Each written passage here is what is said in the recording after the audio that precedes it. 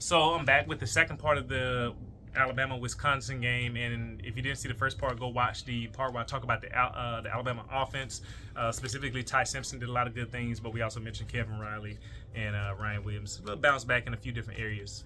So we're going to talk about what the defense did in this game, which they played a much better game than the Florida State game, of course, and I'm going to point out the differences. So let's hop in.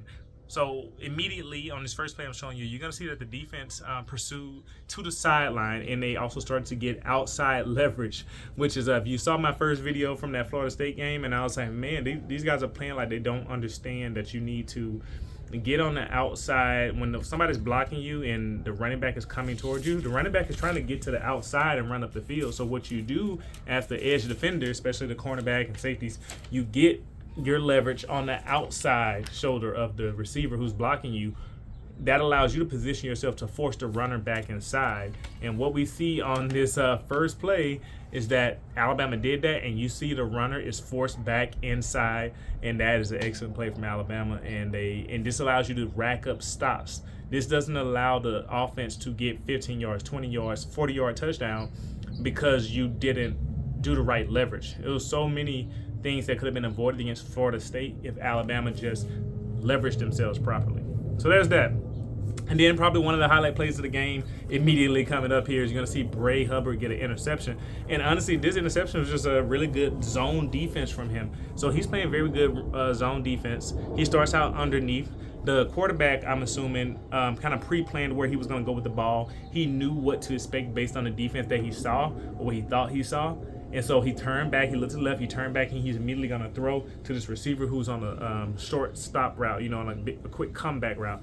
What he didn't anticipate was Bray Hubbard's looking him dead in the eyes. So Bray Hubard, instead of staying up near the line of scrimmage like where he was when the ball was snapped, drops back into coverage, looks at the quarterback, and just steps right in front of the pass for interception. Great job reading the quarterback's eyes, leading to a nice turnover.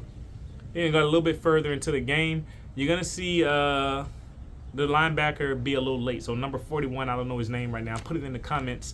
Linebacker number 41 for Alabama. Just so I can know his name without having to go into the roster. He's late to get to the running back here on the wheel route. So the running back's running the wheel route out of the backfield, and the wheel route is where you run similar to the Ryan Williams play he did in the game where he caught the back shoulder, but the running back's running out of the backfield toward the sideline and up the field. And Alabama's playing man coverage. So if you know you're playing man coverage, you need to put yourself in the best position to stick with your guy. And linebacker number 41 didn't do that. Deontay Lawson wasn't on the running back, so Deontay Lawson had another assignment. So 41 is the one who's on the running back. But if you notice, based on the alignment, the running back is to the right of the quarterback. And if you flip the field, if you look at the other side, linebacker number 41 is technically to the left of the quarterback from the quarterback's perspective. And if you're covering the running back, you're now already 2 to 3 steps behind the running back if he's running toward the sideline. And what did the running back do on this wheel route? Run toward the sideline. So honestly, I think what Alabama should have had him do was adjust his placement, his alignment pre-snap. So he was out of position before the ball was even snapped. And I don't think that's intended. I think they probably would have expected him to do so. But he may have just made a mistake because he's a young linebacker. So let's keep going. We're going to see Wisconsin have a little bit of trick play success, but this is what happens when you play good defense after you get tricked. So the defense kind of recovered really well. So you have number 2, Xavier Brown, and then you have number 12, the safety. They played their leverage very well. They saw that they got tricked. The tight end caught the trick pass, and they ran back toward that side of scrimmage. And look what happens. Xavier Brown is running more laterally and kind of in line with the blocker. Number 12, he doesn't even have to get to the outside leverage yet, but that's where he's going. He's running a bit more up the field to get to the sideline faster. And the tight end notices that immediately, and he tries to cut back in. That's what happens when you show the offense, I'm going to play leverage and not let you get to the outside and do what you're supposed to do. And what we see is that the Alabama defenders who are also still pursuing, which they had an issue with that in the Florida State game, the Alabama defenders who are still pursuing from the inside, they also are able to get the tackle on the tight end. That is how you do good defense. They rallied to the ball.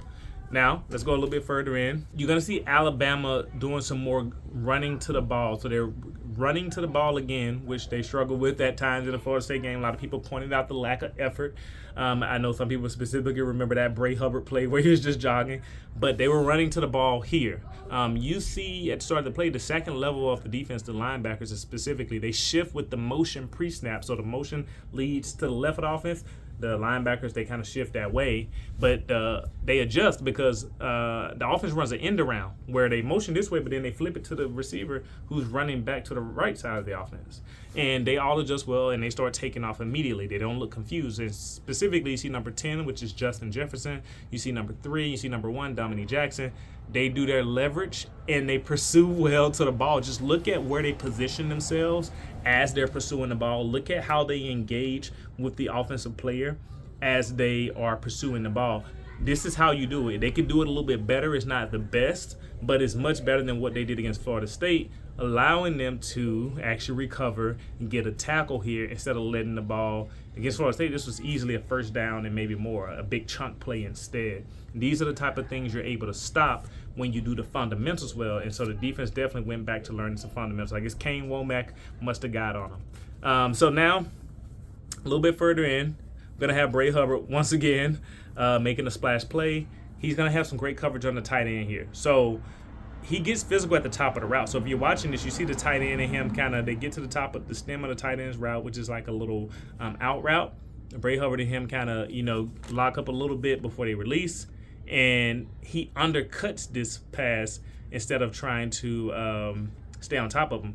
The tight end honestly probably should have ran his route a little bit flatter so that he doesn't allow the safety to do this. But Bray Hubard knows that, this ball is probably going to the sideline. Let me just stay slightly underneath the tight end, and the ball's going to come directly in my path. So what I like about Bray Hubard is that he seems to understand like ball trajectory and knowing when to bait the quarterback into a certain throw. And he definitely did that really well here, where he lets the tight end, he fights the tight end and kind of throw him off a little bit. The tight end doesn't adjust, and he kind of takes advantage of how the tight end runs his route, gets the second interception, and that's what occurs when you play good football. Moving on. I just want to highlight that we saw some really good coverage by Xavier Brown here, even though this is a touchdown. So I know it's crazy to say that. So the only thing Xavier Brown did wrong was that the QB threw like the best pass he could in this scenario, and Xavier Brown didn't turn around. Which as a DB, that's one thing you got to learn to do. It's like no matter how much you think the ball's coming, you're looking at the hands and you think you can stab at it and knock the ball out, you can't do that every time, and no, you can't count on that. You need to turn around, locate the ball, jump up, knock it down, put your hands where the receiver's hands are. And that's the one mistake he did. But he's running with the receiver. He's playing with him well, and that's a good sign. He didn't get smoked. That's why I said it was good coverage. He just has to turn around. And that's all I have to say about the defense. Honestly, they played really well. They recovered well from that Florida State game. I didn't really consider the Louisiana Monroe game much in terms of they played well and they didn't give up points, that's a good sign. But we had to see it against a comparable, like a Power 5 team. And I think the defense showed, okay, I think we figured some things out. We know how to play fundamental football. We know how to leverage, and we know how to run to the ball. Honestly, that was like a majority of the issues against Florida State. So seeing how they recovered and responded now, this is a good sign. Alabama fans, are you relieved a little bit? Do you expect this type of play to continue? And who was your standout defensive player of the game in this game against Wisconsin? Also, let me know what you want to see from other videos of the teams. I'm excited to do that. Thank you for watching. I'll see you next time.